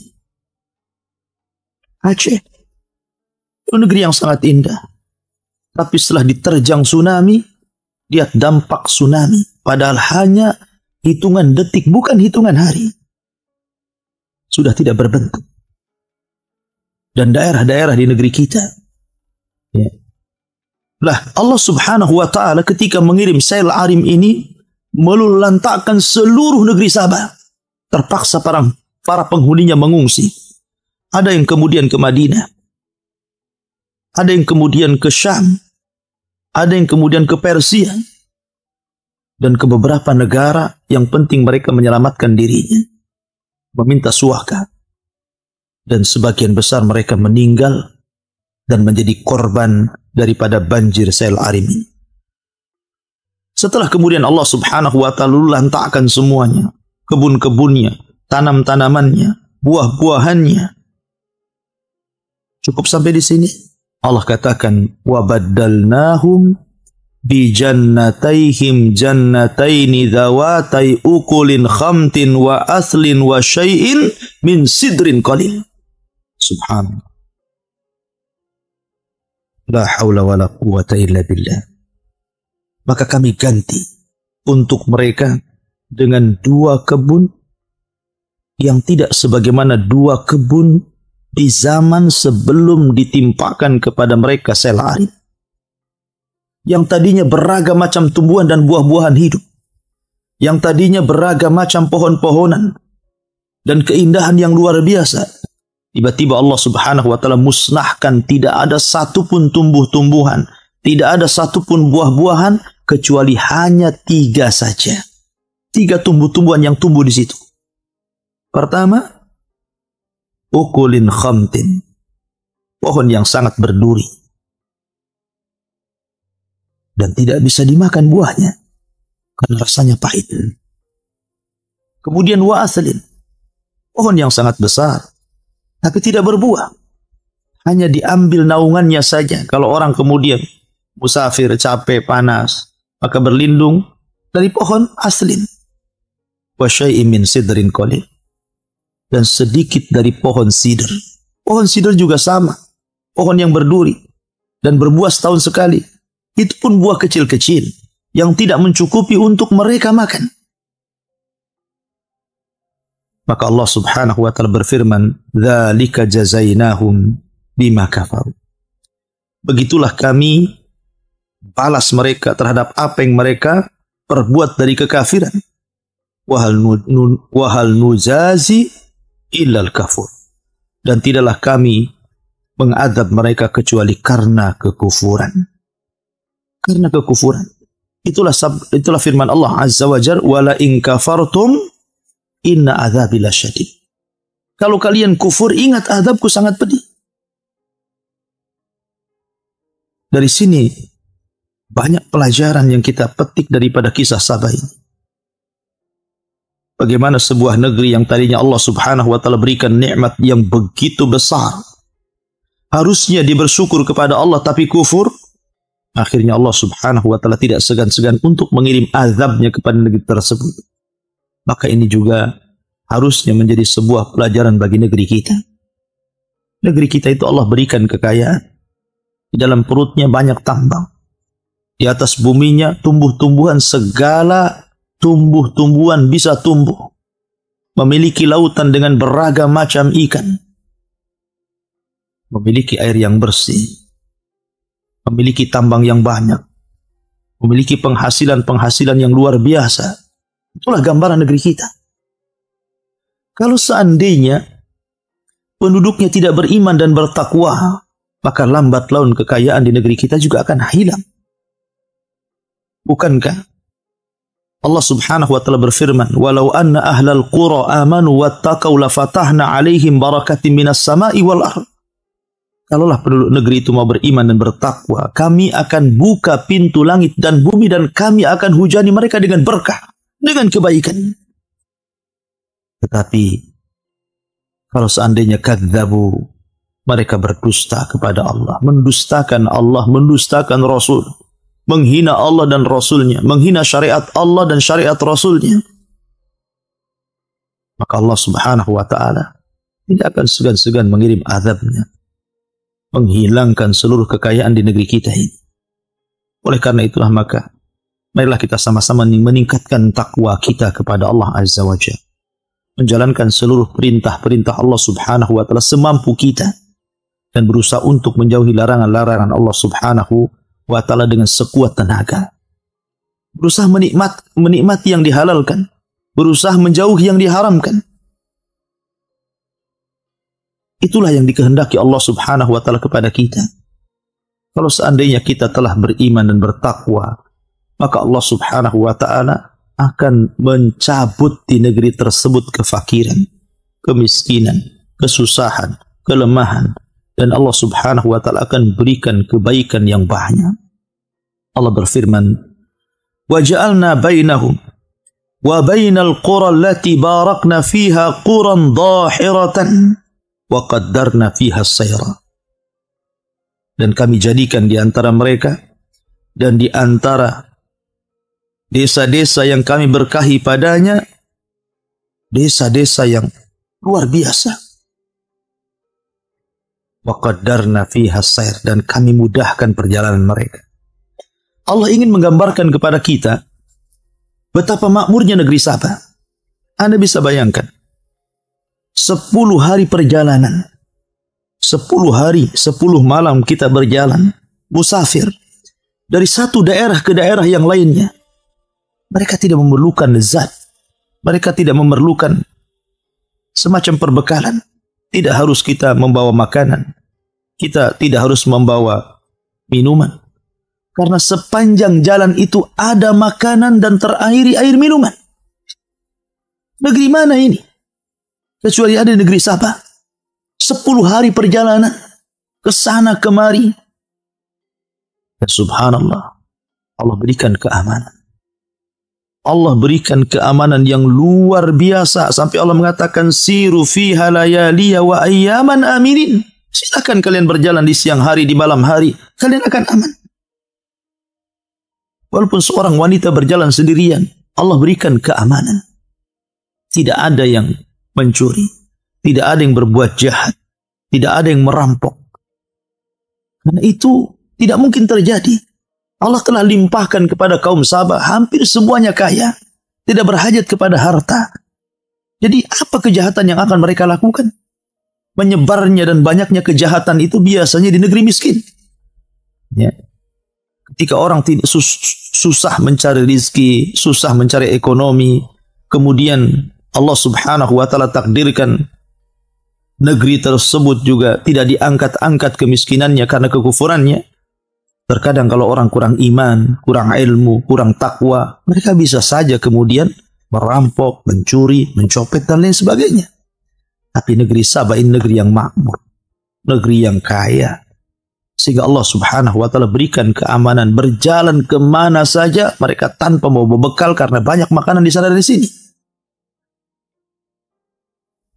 Akhirnya karena mereka sudah terlena dengan kekayaan Allah subhanahu wa ta'ala, wa faqalu rabbana ba'id baina asfarina wa dhalamu anfusahum faja'alnahum ahaditha wa mazzaqnahum kulla mumazzakin inna fi dzalika laayatin likulli sabarin syakur. Karena mereka itu sudah kenyang, makanan banyak melimpah. Akhirnya mereka berdoa dengan doa yang buruk. Aneh, lihat. Harusnya orang yang diberikan nikmat berdoa agar ditambah nikmatnya. Tapi kaum Sabah ini dasar mereka kufur nikmat. Mereka justru berdoa kepada Allah Azza wa Jal. Mereka meminta kepada Allah agar ketika safar tidak diberikan makanan kepada mereka. Kalau bisa mereka safar itu dalam posisi lapar. Padahal mereka diberikan kekayaan. Kiri kanan kebun tinggal memetik saja. Tapi mereka tidak mau seperti itu. Mereka mau miskin dalam perjalanan. Sehingga mereka mengatakan, ya Allah, ba'id baina asfarina, jauhilah di antara safar-safar kami. Maksudnya jauhi dari makanan-makanan, jauhi dari minum-minuman, karena kami ingin merasakan betapa bagaimana rasanya orang yang safar itu dalam posisi tidak makan dan tidak minum. Mereka mau susah. Aneh. Kita sudah diberikan nikmat, harusnya disyukuri nikmat itu malah mau susah. Persis seperti kisah Bani Israel. Ketika mereka diberikan makanan lezat dari langit, ma'idatan minas sama. Makanan dari langit. Makanan yang lezat. Tiba-tiba mereka meminta kepada Musa makanan yang tidak enak. Mereka mendolimi diri mereka sendiri.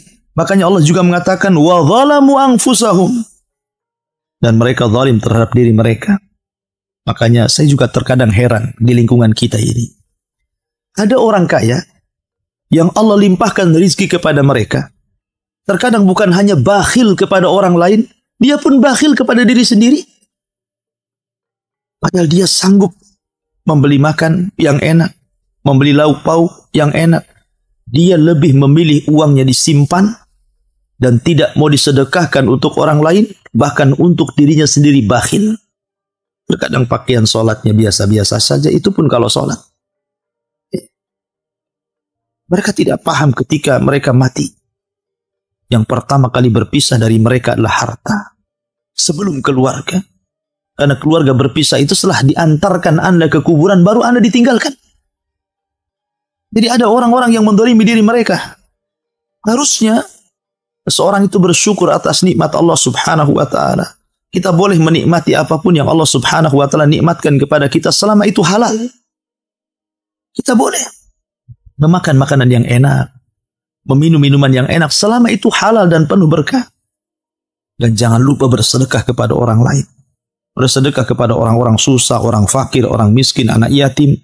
Karena itu bentuk kelembutan hati, dengan sebab itulah hidayah Allah masuk ke dalam hati kita. Maka Allah subhanahu wa ta'ala berfirman, wa dhalamu anfusahum, tapi mereka mendolimi diri mereka sendiri. Apa terjadi? Faja'alnahum ahadits. Maka kami jadikan cerita mereka menjadi buah bibir di semua tempat dan daerah. Ya, karena itu tanda-tanda kuasa Allah. Negeri Sabah, negeri yang menjadikan pembicaraan semua daerah setelah terjadi azab Allah. Setelah kemudian Allah kirimkan banjir yang sangat besar. Kemudian sebagian mereka pergi ke Syam, sebagian mereka pergi ke Irak, sebagian mereka pergi ke Persia, sebagian mereka pergi ke Madinah. Maka akhirnya kemudian bapak-bapak mereka menceritakan kepada anak-anaknya, menceritakan kepada cucu-cucunya akhirnya menjadi buah bibir dan cerita di semua tempat, termasuk Al-Quran juga ikut menceritakannya. Allah mengatakan, wa mazzaqnahum kulla mumazzakin, maka Allah subhanahu wa ta'ala hancurkan sehancur-hancurnya negeri itu. Na'udzubillah. Inna fi dzalika la ayatin likulli sabbarin syakur.